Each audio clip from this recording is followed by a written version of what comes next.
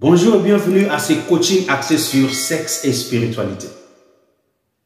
Aujourd'hui, je vais parler du pouvoir spirituel sur le sexe.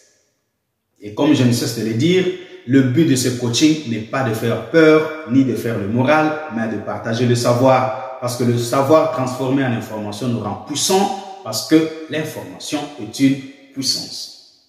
Comme je le disais précédemment, quand vous êtes en train de faire l'amour, ne pensez pas que vous êtes seul. Enfermé dans une cellule, ou dans une piscine, ou sous la terre, ou dans les airs, ou dans une petite cabine, ne pensez pas que vous êtes seul. Il y a des génies divins, comme des génies du malin, qui sont avec vous. Les génies du malin, ce sont les génies diaboliques, parce que le mot diable, diabolo, signifie double nature. Ce sont des génies qui se promènent avec la lumière et l'obscurité en même temps. Et ils sont là en train d'observer. Quand vous êtes en train de faire cet acte-là, quand vous êtes en train de faire l'amour, eux sont en train de se battre pour que le meilleur gagne et s'introduise dans votre vie au moyen de la profession, au moyen de la confession, au moyen de la proclamation que vous êtes en train de faire, surtout pendant la jouissance. Alors, le pouvoir spirituel sur le sexe recommande que chacun des partenaires se dénude. Oui. Ceci signifie qu'on est disposé à offrir la vie avec libéralité et de tout son cœur. Il est aussi important de souligner la position sacrée de la femme dans le sexe. Et si vous ne le savez pas, la femme apporte au moins 90% de pouvoir pendant le sexe. Tandis que l'homme, lui, n'apporte que 10%. Pourquoi? Parce que la femme est la porteuse du sacré. Vous voulez me parler d'Adam et Ève? La femme est la porteuse du sacré. Donc, elle voile le sacré. C'est un vase qui voile le sacré. Il ne faut pas jouer avec la femme.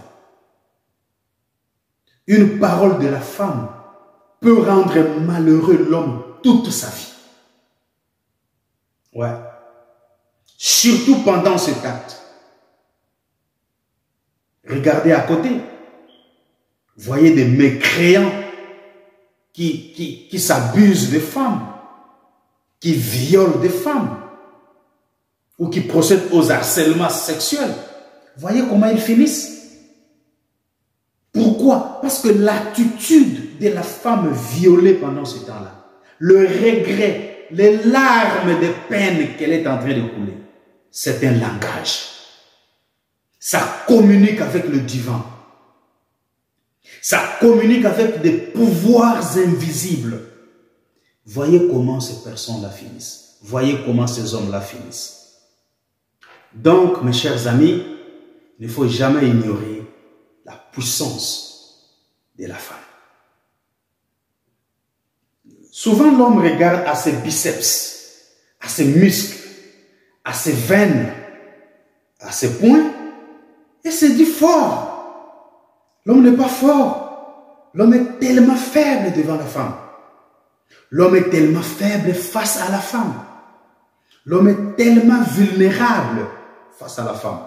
Et même sur le plan sexuel, surtout si c'est lui qui propose le sexe à la femme. Donc, automatiquement, cela le place en position de vulnérabilité. Parce que là, il se place sous la coupe de la femme, sous la domination de la femme. Et tout ce que la femme dira, tout ce que la femme prononcera pendant ce temps, ça aura des effets sur l'homme. Parce que c'est lui qui a montré la position vulnérable en proposant le sexe. Le saviez-vous? Tandis que si le sexe est proposé à l'homme par la femme, cela la place en position de dominante. Voyez-vous le mystère femme? La femme est un mystère. Si c'est vous, hommes, qui proposez le sexe, ça vous place en position de vulnérabilité, en position d'impuissance. Si c'est elle qui vous propose le sexe, ça la place en position de dominante. Dites-moi, qui est fort?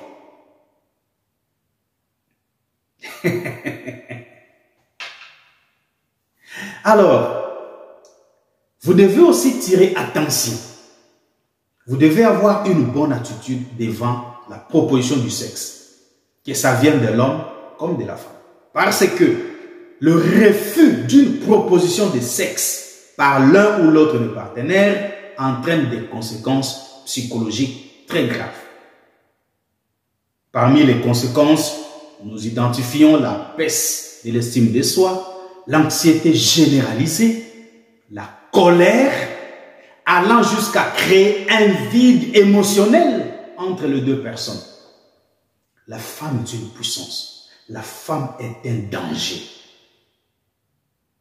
La femme est une bombe en retardement. Qui a dit que la femme a la même valeur que le cochon? Qui a dit ça? La femme peut changer le cours des choses sur le plan mondial. Une seule femme peut le faire. Ce qui exige plusieurs hommes, des milliers d'hommes, une seule femme peut le faire. Alors ici, pendant qu'elle est en train de jouir, soyez en bon état, en bonne disposition, en bon état d'esprit pour recevoir tous les biens qu'elle a à vous offrir. Toute la bénédiction qu'elle a à vous offrir. Toute la vie qu'elle a à vous offrir. J'entends les gens dire, la femme n'a pas de semence. Qui a dit ça? Ça, c'est aberrant que de dire ça. Est-ce que saviez-vous que la femme seule, sans rapport sexuel avec un homme, peut produire un enfant? C'est que l'homme ne peut jamais faire.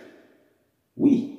Je ne parle pas d'insémination, je ne parle pas de fécondation in vitro. Seule, sans contact sexuel, sans insémination, sans FIV, la femme peut concevoir et avoir un enfant. Mais l'homme sans la femme, pas d'enfant. Mais la femme sans l'homme, des enfants. Ah oui, faites des recherches et vous allez voir ça. La femme n'est pas à négliger. Je m'attarde trop sur cela, je ne sais pourquoi. Donc, une femme heureuse, une femme épanouie pendant la jouissance est une source de bénédiction. C'est votre puissance, c'est votre félicité, c'est votre grandeur, c'est votre élévation. Mais une femme en colère pendant la jouissance, elle est capable de détruire votre vie. À jamais. Parce que ce qu'elle sera en train de libérer, ces énergies-là se transforment en poison. Ces énergies-là se transforment en feu dévorant. Et cela peut détruire votre vie pour toujours. Cela peut vous pourrir la vie à jamais. Ah oui. Mais souvent, nous conseillons aux femmes de ne pas être en colère alors qu'elles font les rapports sexuels d'une manière générale et surtout pendant la jouissance. Si réellement cette jouissance est authentique et qu'elle associe à cela de la colère, cela peut avoir des répercussions sur elle-même. Cela peut lui apporter même des maladies de cœur. Voilà tout pour aujourd'hui. Prenez très bien soin de ces choses. Prenez aussi très bien soin de vous. Jusqu'à nous revoir. Au revoir.